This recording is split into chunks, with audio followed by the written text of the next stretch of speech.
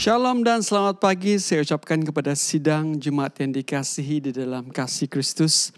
Apa kabar saudaraku? Selamat datang ke kebaktian online Gereja Baptis Tawau. Kita pada minggu ini sekali lagi akan bersama-sama dengan Anda di dalam ibadah secara online berhubung dengan keadaan yang tidak menyenangkan atau tidak baik ketika ini, di mana kita tidak boleh ke gereja sekali lagi.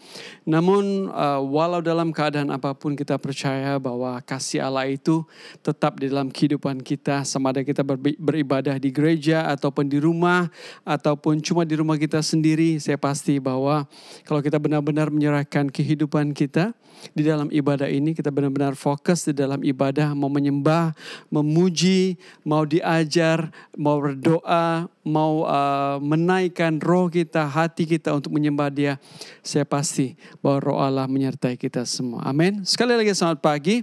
Dan seperti yang tertera di hadapan Anda, sebelum ini gereja kita mengalung-alungkan untuk saudara boleh memberikan persembahan dan perpuluhan lewat secara online. Bank dan juga account number-nya telah diberikan di layar Anda pada awal kebaktian ini tadi. Jadi saya harap bahwa kita terus mau memberikan karena Tuhan lebih dahulu memberkati kita dengan tubuh badan yang sehat, dengan pekerjaan dan sebagainya.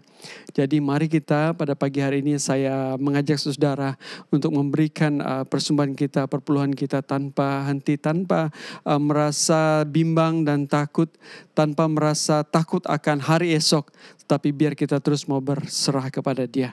Karena firman Tuhan yang akan kita bacakan pada pagi hari ini sebagai panggilan berbakti mengajar kita untuk mengasihi Dia dan jangan takut. Amin. Jadi saya berharap kita boleh terus memberi secara dengan sukacita, karena saya pasti bahwa Roh Allah akan bekerja dengan kita, yang setiap kita yang memberi dan memberkati kita dengan luar biasa lagi. Amin. Nah, pada pagi hari ini kita akan sama-sama membuka firman Tuhan. Petikan firman Tuhan yang dikutip daripada 1 Yohanes pasal 4 ayat yang ke-18 berbunyi demikian. Di dalam kasih tidak ada ketakutan. Kasih yang sempurna melenyapkan ketakutan. Sebab ketakutan mengandung hukuman. Dan barang siapa takut, ia tidak sempurna di dalam kasih. Nah, sekali lagi 1 Yohanes 4 ayat yang 18. Sekali lagi 1 Yohanes pasal 4 ayat yang ke-18. Kalau sudah siap dengan Alkitab maupun handphone, notebook dan sebagainya, mari kita sama-sama menghormati firman Tuhan. Saya mengajak saudara yang di rumah untuk berdiri bersama untuk kita sama-sama menghormati akan firman Tuhan. Petikan yang dikutip daripada 1 Yohanes pasal 4 ayat yang ke-18. Saudara siap? Mari saudara kita bacakan bersama 1, 2, 3. Di dalam kasih tidak ada ketakutan. Kasih yang sempurna melenyapkan ketakutan. Sebab ketakutan mengandung hukuman. Dan barang siapa takut, ia tidak sempurna di dalam kasih. Amin. Mari kita jangan takut, tapi mari kita terus menukar segala ketakutan itu dengan mengasihi. Karena firman Tuhan mengatakan bahwa kasih yang sempurna melenyapkan ketakutan.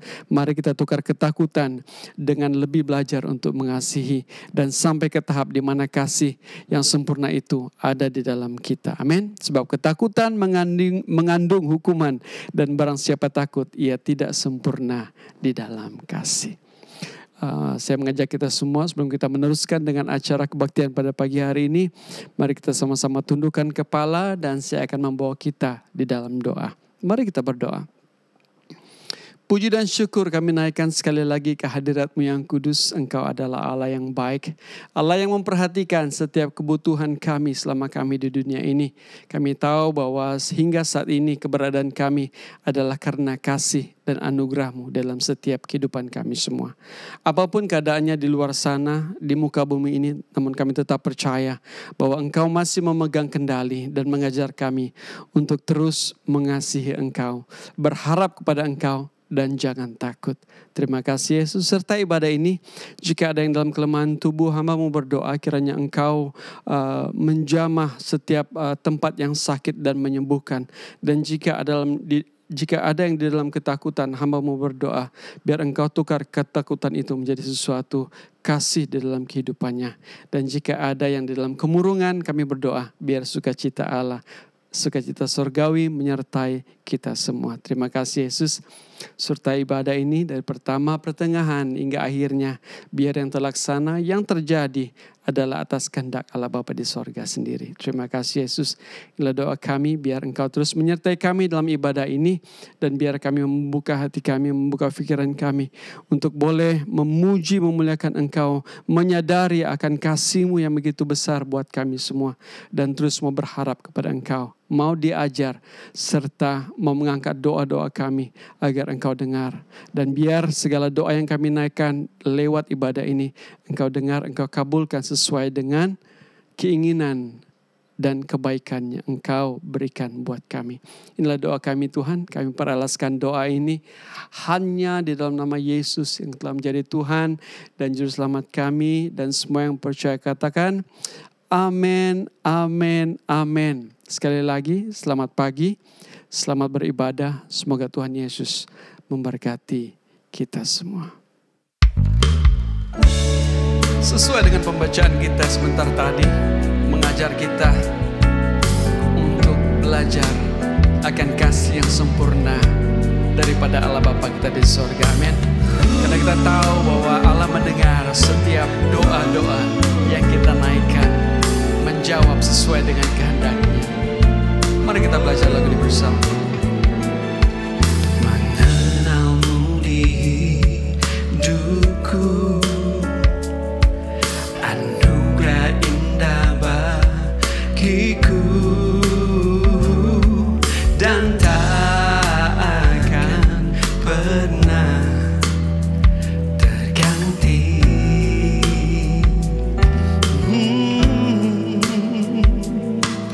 Bersamamu ku jalani hidup yang sungguh berarti.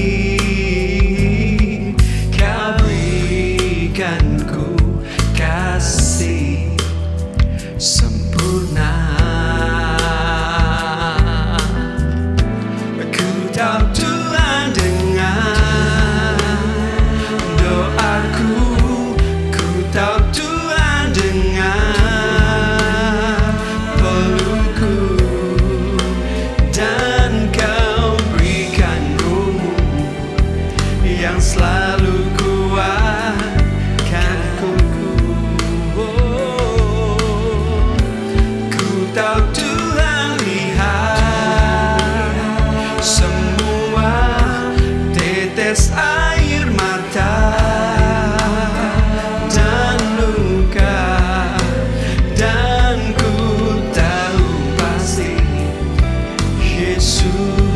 yang berlaku. Amin. Saudara, sungguh indah bersama-sama dengan Tuhan, karena Dia adalah Allah yang membela kita, menjaga kita, mendengar, mengabulkan doa kita. Sekali lagi,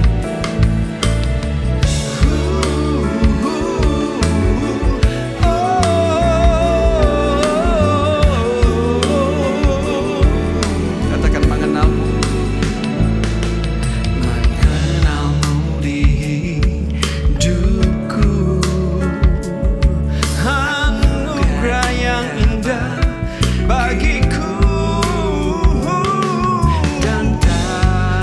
Tak akan pernah terganti.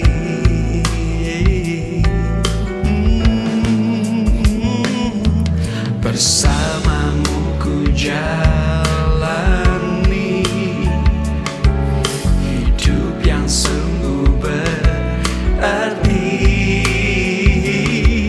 Kau berikan ku kasih sempurna. Aku tahu Tuhan dengar doaku, aku tahu Tuhan dengar pelukku, dan Kau berikan Roh-Mu yang selalu kuatkanku. Aku tahu Tuhan lihat semua tetes air mata,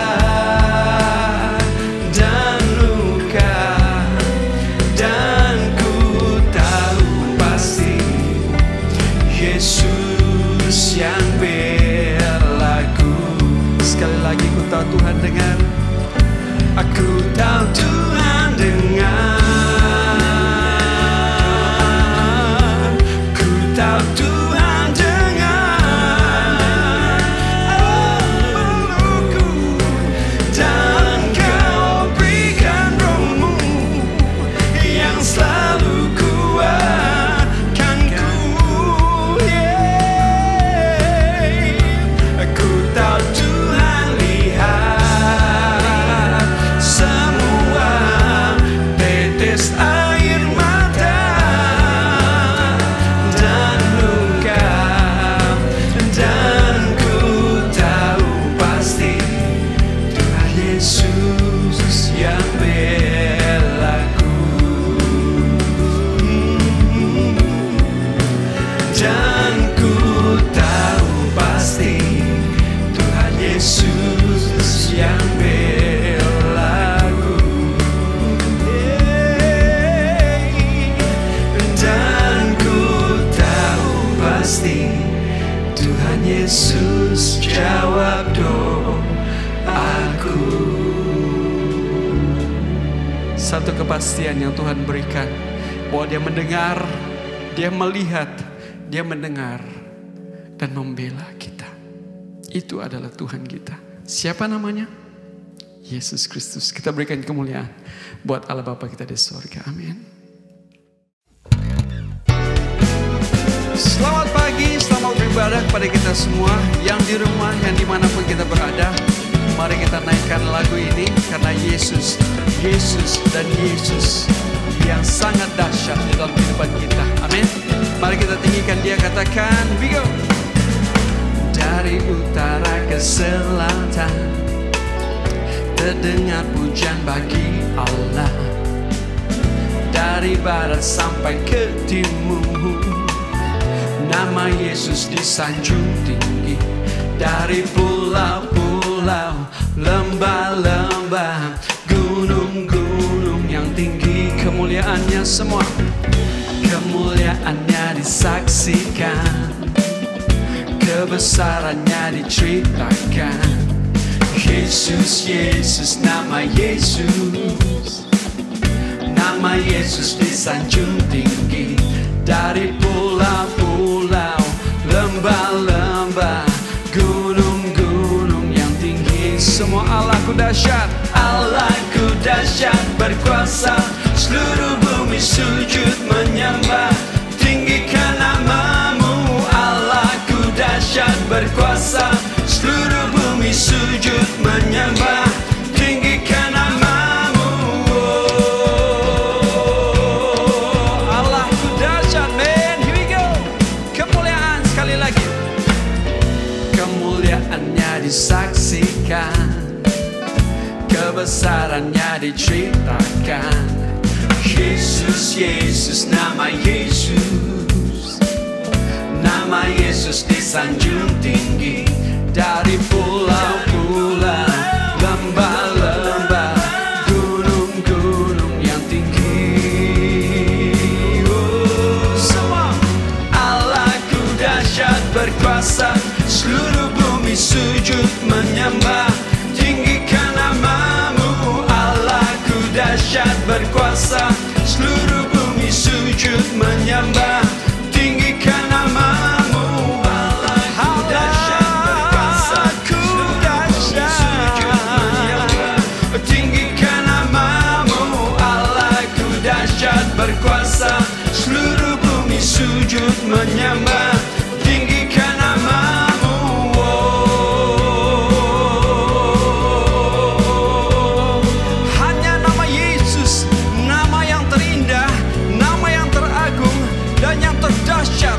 Amin. Here we go. Dari pulau lembah, gunung-gunung, dari pulau-pulau, lembah-lembah, gunung-gunung yang tinggi, semua Allahku dahsyat berkuasa. Seluruh bumi sujud menyembah, tinggikan namamu. Allahku dahsyat berkuasa. Seluruh bumi, tinggikan namamu. Allahku dahsyat berkuasa. Seluruh bumi sujud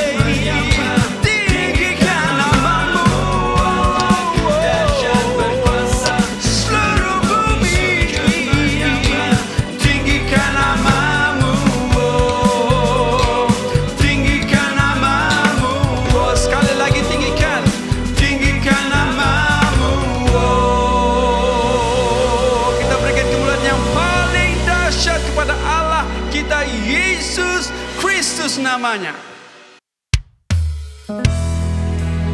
Sesuai dengan firman Tuhan yang sebentar lagi kita akan renungkan bersama. Kita mau diajar, mari kita buka hati kita, buka jiwa kita untuk belajar akan kasih Tuhan di dalam kehidupan kita pada pagi hari ini. Biar kasih Tuhan menaungi kita semua. Bernyanyi bersama-sama lagu ini. Ajar aku Tuhan jalan dalam terang-Mu, berikan ku hati yang teguh mengasihi-Mu. Ajar aku Tuhan jalan dalam terang-Mu, berikan ku hati yang teguh mengasihi-Mu. Ku puji Kau selama-lamanya, segenap hatiku, segenap kuatku, segenap hidupku, ku serahkan padamu. Jadilah sesuai kehendak-Mu. Ajar aku. Amin. Sekali lagi. Ajar aku Tuhan jalan dalam terang-Mu, berikan ku hati yang teguh mengasihi-Mu. Sekali lagi katakan ajar aku Tuhan, oh jalan dalam terang-Mu Yesus. Berikan ku hati yang teguh mengasihi-Mu. Katakan ku puji Kau, ku puji Kau selama-lamanya. Segenap hatiku, segenap kuatku, segenap hidupku, ku serahkan padamu. Jadilah sesuai kehendak-Mu. Katakan sekali lagi, ku puji Kau. Come on. Ku puji Kau, oh, selama-lamanya. Segenap hatiku, segenap kuatku, segenap hidupku, ku serahkan padamu. Jadilah sesuai kehendak-Mu.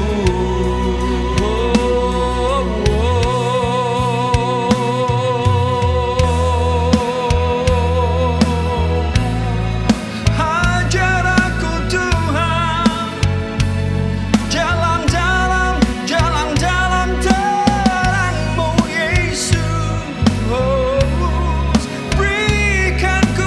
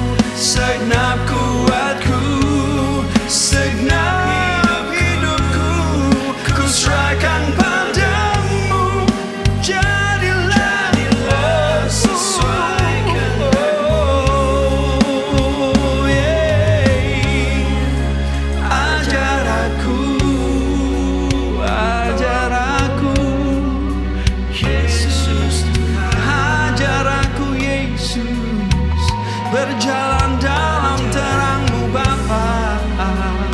Hey, Yesus, Yesus, Yesus, Yesus Tuhan. Terima kasih Yesus. Ajar kami semua untuk berjalan di dalam terang-Mu Yesus. Engkau berikan kami hati yang teguh untuk mengasihi-Mu sehingga ke akhir hayat kami. Ajar kami Tuhan. Amin. Selamat bertemu sekali lagi di ibadah online. Kita bersyukur kalau dalam keadaan apapun kita masih boleh bertemu dan beribadah bersama. Nah, beberapa waktu dahulu di dalam kebaktian baik pendeta media maupun saya, kita ada berdoa untuk Bapak Jeffrey Kidding, untuk istrinya Bapak Laing serta anaknya Joshua, ya, dan juga kita berdoa untuk Bapak Pai. Nah, update Bapak Jeffrey di Morotai, Bapak dia puji Tuhan kalau sudah melalui pembedahan dan dia berada di rumah sekarang, istirahat, dirawat oleh keluarga. Begitu juga ibu kepada keluarga Bapak Laing, ya, istri Bapak Laing. Puji Tuhan setelah hampir 2 bulan di rumah sakit, dia sudah pulih, dia sudah kembali di rumah. Puji Tuhan. Joshua juga begitu, anak kepada Bapak Laing. Dan juga Bapak Pai, beberapa hari yang lalu saya pergi besuk. Dan puji Tuhan, semua di dalam keadaan baik. Jadi biar kita sama-sama pada hari ini, sebelum saya menyampaikan firman Tuhan, mari kita tundukkan kepala kita. Bapa di sorga, kami bersyukur pada saat pagi yang indah serta mulia ini. Walaupun kami tidak bertemu muka dengan muka, di ruang tamu, di rumah kami masing-masing, kami yakin dan pasti Engkau ada menyertai kami. Engkau ada bersama-sama dengan kami. Di dalam kami menyembah Engkau, di dalam kebenaran, dan juga di dalam kemuliaan-Mu. Nah, pada saat ini Tuhan, kami terus menyerahkan Bapak Jeffrey Kidding ke dalam tangan-Mu. Mohon terus dia boleh mengalami mujizat dari surga yang menyembuhkan penyakitnya, membersihkan tubuhnya, dan dia boleh bergerak kembali seperti sedia kala. Hamba-Mu berdoa juga bersyukur bersama dengan keluarga Bapak Laing. Kalau Joshua sudah keluar dari rumah sakit di Kinabatangan, begitu juga ibu dari rumah sakit di Lahadatu. Kami bersyukur kalau semua mereka bersekutu di rumah di Kampung Paris pada saat ini. Kami berdoa kiranya Engkau terus melindungi keluarga ini dan memberkati mereka. Begitu juga Bapak Pai yang sudah sekian lama sakit. Kami bersyukur Tuhan kalau Engkau campur tangan di dalam hidupnya. Kalau beberapa hari yang lalu kami datang mengunjung dia juga di dalam keadaan baik. Puji nama-Mu karena kasih setia-Mu. Nah, pada pagi ini dalam kami datang menyembah, ingin menimbah sabda dari surga. Biar Tuhan, mana yang Kau curahkan untuk kami santap pada pagi ini dapat menguatkan, dapat memberi dorongan kepada kami untuk melayani Engkau di dalam kapasitas apapun, di dalam keadaan apapun. Biar kami tetap setia dan sedia melayani Engkau. Di dalam nama Yesus kami berdoa. Amin. Pada pagi ini saya mau mengajak kita melihat di dalam 1 Raja-Raja pasal yang ke-16.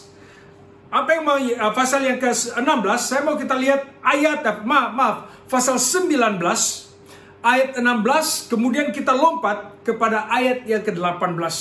Sebenarnya Elia, dia baru berperang dengan musuh Tuhan, ya, yaitu Tuhannya Jezebel, istri kepada Raja Ahab, Raja Israel. Dan dia membunuh banyak sekali nabi-nabi mereka. Dan dia dikejar. Mereka mau mengambil nyawanya. Dan di waktu itu dia berlari dan berlari. Dan Tuhan berkata, "Hey, stop. Sekarang aku mau kau pergi. Dan kau pergi, coba urapi Elisa bin Safat. Nah, di dalam ayat yang ke-16, pasal yang ke-19 1 Raja-Raja, di ayat B, dan Elisa bin Safat dari Abal Mehola harus kau urapi menjadi nabi. Untuk apa? Untuk menggantikan tempatmu. Tetapi dalam ayat 18, tetapi aku akan meninggalkan 7.000 orang di Israel, yakni semua orang yang tidak sujud menyembah Baal dan yang mulutnya tidak mencium dia. Selain daripada Elisa bin Safat, ada lagi 7.000 nabi di Israel yang tidak pernah menyembah Baal, Tuhan.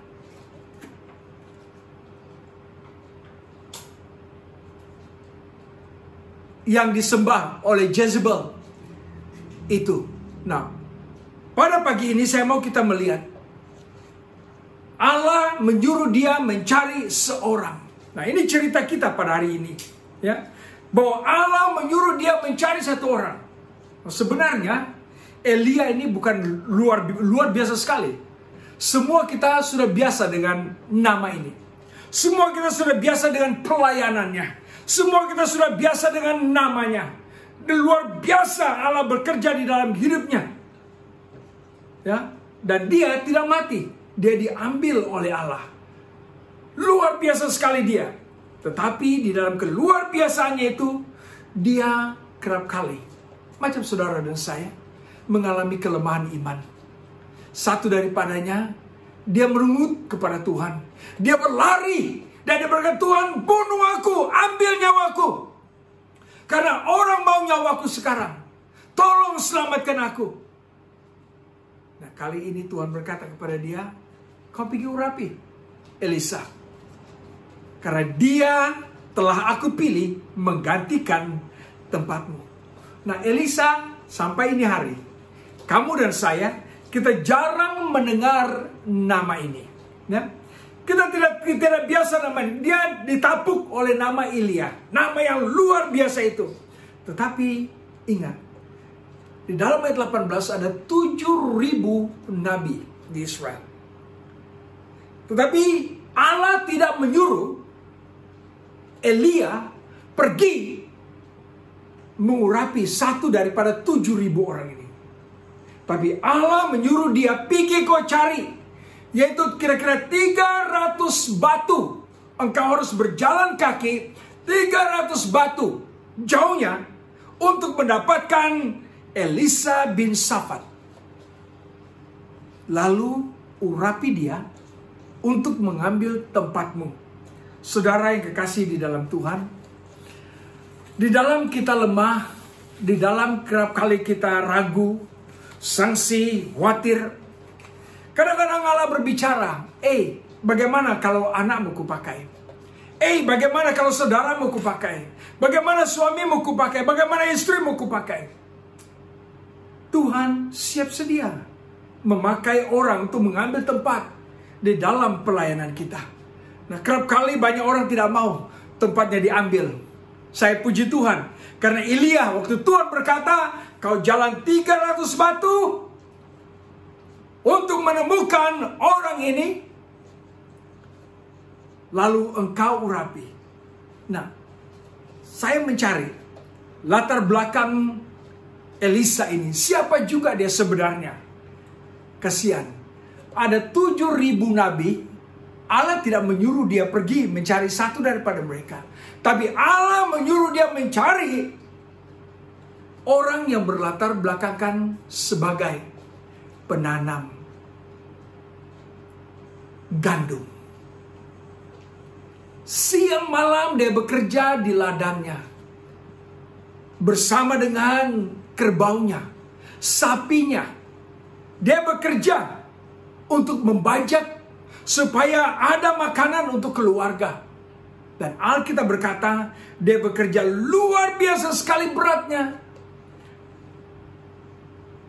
Tetapi rupa-rupanya di dalam hati seorang yang bekerja keras, Dia tidak pernah menoleh ke kiri atau ke kanan. Ingat, Yesus berkata kalau kita membajak, jangan menoleh ke kiri ke kanan. Kalau tidak bengkang-bengkok pekerjaan kita itu. Nah, ini dialami di dalam hidup Elisa.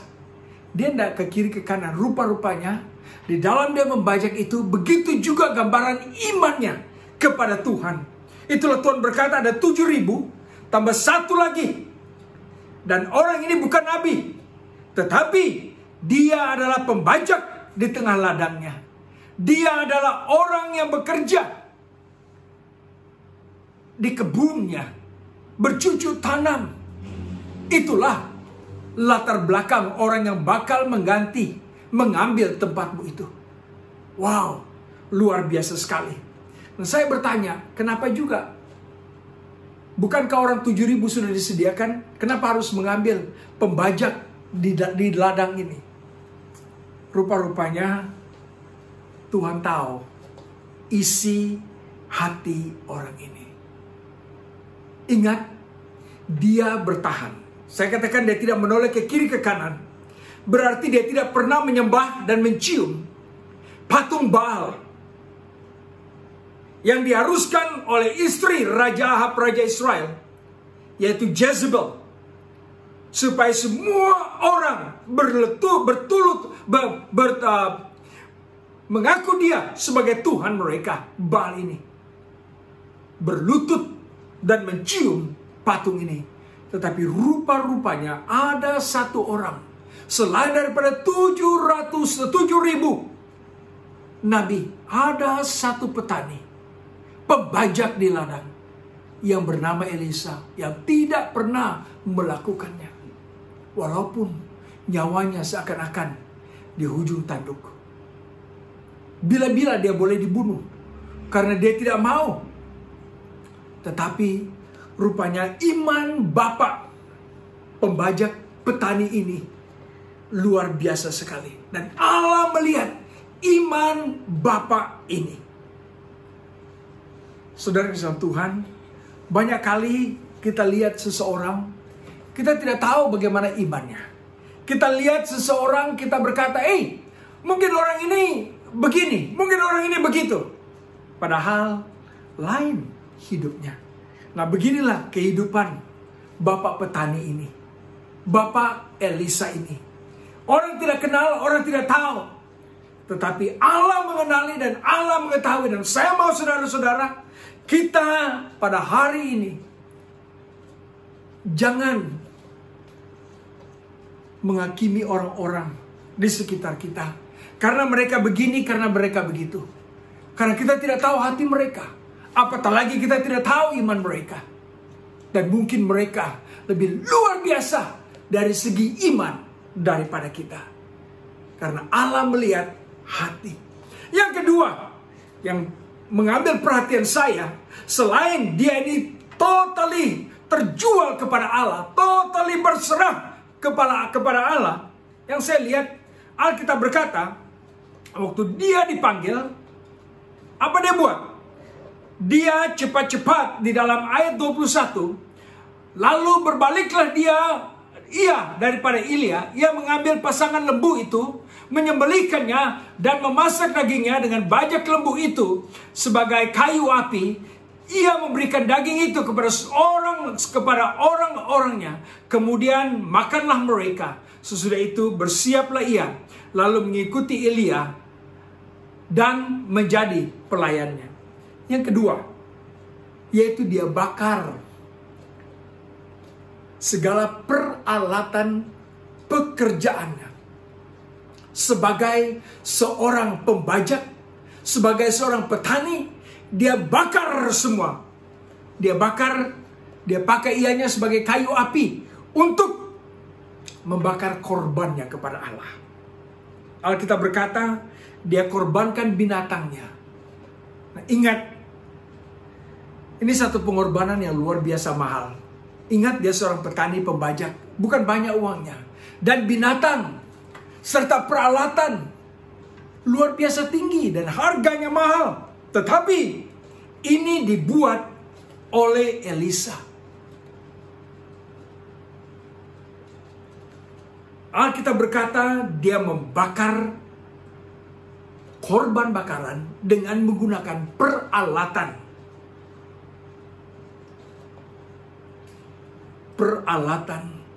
pekerjaannya. Berarti kalau habis ianya terbakar, baik binatang, baik segala peralatan sudah tidak ada. Berarti saya sudah tidak kembali kepada pekerjaan saya yang lampau, pekerjaan saya yang lama.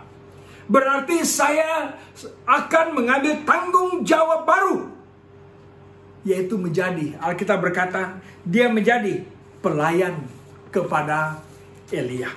Saudara-saudara kasih dalam Tuhan, luar biasa sekali iman Bapak pembajak, iman Bapak petani ini.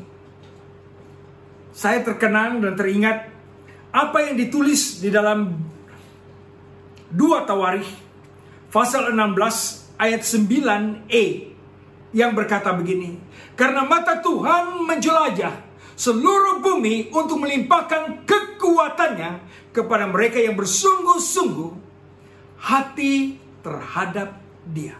Artinya Allah punya mata itu melihat dan mencari siang malam. Siapa ya yang secara total berserah kepadaku, dan aku akan memberi kekuatan kepada dia untuk pelayanannya. Aku akan memberi kekuatan kepada dia untuk pelayanannya, yaitu untuk melayani Tuhan. Nah, saudara-saudara Tuhan, saya mau saudara sadar, sebagai pelayan di dalam gereja, tugas apapun, kapasitas apapun yang diberikan kepada saudara di dalam pelayanan di gereja, ingat, itu bukan kemauan, itu bukan kerinduan, bukan saudara yang memilih, tapi Tuhan yang mencari lalu menempatkan saudara. Bukan saudara yang memilih, tetapi Tuhan yang memilih saudara, lalu menempatkan saudara ke kapasitas ketiap pelayanan itu. Dan dia mau memakai saudara dengan luar biasa. Dan kekuatan, kebolehan, kebijaksanaan, kepintaran yang ada pada saudara di dalam pelayanan itu. Ingat, itu bukan karena bijaknya saudara, bukan karena pintarnya saudara, tetapi karena kasihnya Allah. Dan datangnya adalah daripada Allah. Perkara yang ketiga, selain dia penuh secara total berserah kepada Tuhan, kemudian dia kita lihat membuang segala-galanya. Yang ketiga, yang mengambil perhatian saya, dia punya hati seorang hamba.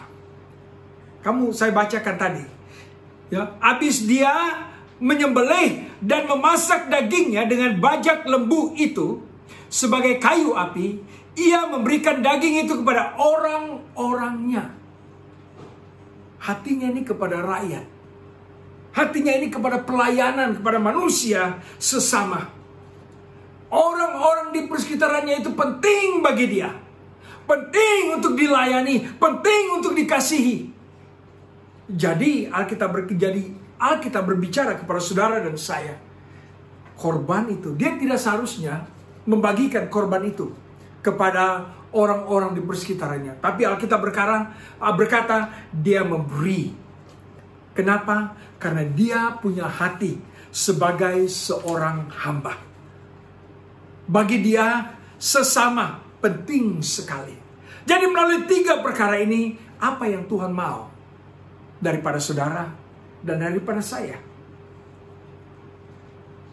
Doa saya, saudara-saudara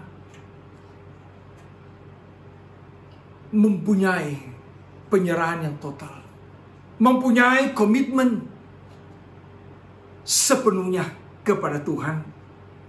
Dan kalau dia panggil kita melayani dia, biarlah kita buang segala-galanya di belakang dan layanilah dia dengan hati sebagai seorang hamba yang sedia melayani. Saudara-saudara kasih Tuhan, ada seorang ibu. Di dalam mimpinya, dia sedang berbicara dengan Allah. Dan di dalam pembicaraan mereka itu, dia kelihatannya marah sekali, ibu ini.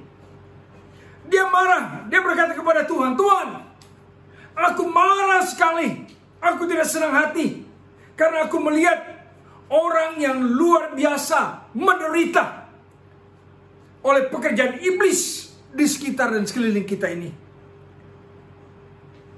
Bolehkah kau buat sesuatu ya Tuhan?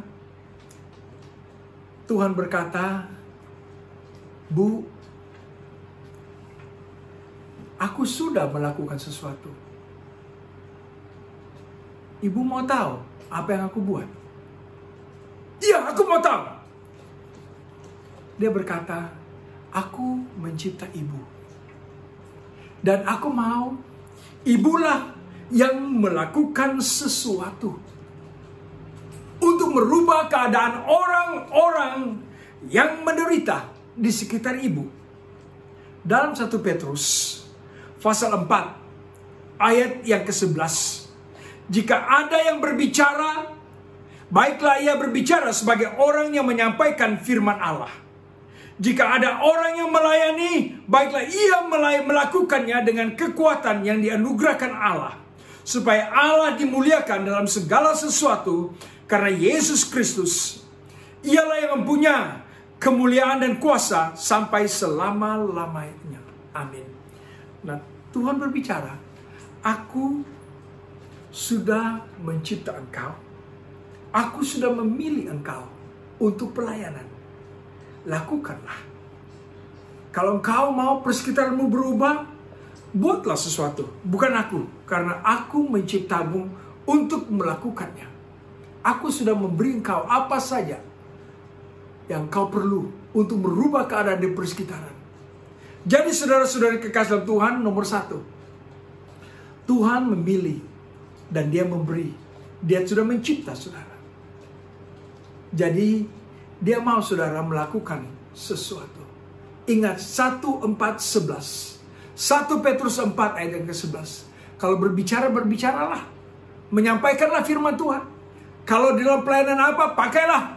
Karena kekuatan, kebolehan, kepintaran, segala-galanya, Tuhan akan menjadi sumbernya. Saya akhiri khotbah yang pendek ini dengan cerita yang terjadi di sebuah gereja di peperangan yang kedua di Jerman, di Strasbourg. Selepas bom turun, meledak sini, meledak sana, beberapa waktu kemudian keadaan tenang. Orang bergegas karena melihat gereja mereka kena bom. Puji Tuhan. Mereka berkata, sebagian daripada gereja saja yang kena, tetapi bukan semua. Jadi kita boleh perbaiki. Kemudian mereka mengelilingi gereja itu, cek. Puji Tuhan, karena patung Yesus masih berdiri tegak. Waktu mereka mendekati patung itu, mereka mendapati kedua belah tangannya sudah putus. Karena tiang di ujung gereja itu, bim di ujung gereja itu, tindisnya, kemudian dianya putus. Dan mereka berbincang, bagaimana kita harus memperbaiki patung Yesus itu. Setelah majelis gereja berbincang dan berbincang, mereka berkata, kami tidak mau perbaiki tangan Yesus. Karena biarlah ianya menjadi ilustrasi, memperingatkan kepada kami bahwa pekerjaan Allah belum selesai. Dan tangan yang ada pada kami ini adalah tangan Yesus yang harus menyelesaikannya. Nah, saudara yang kasih dalam Tuhan, untuk Allah cukup dengan Elia dengan pelayanannya, dia memilih Elisa yang menternak dan membajak sebagai seorang petani.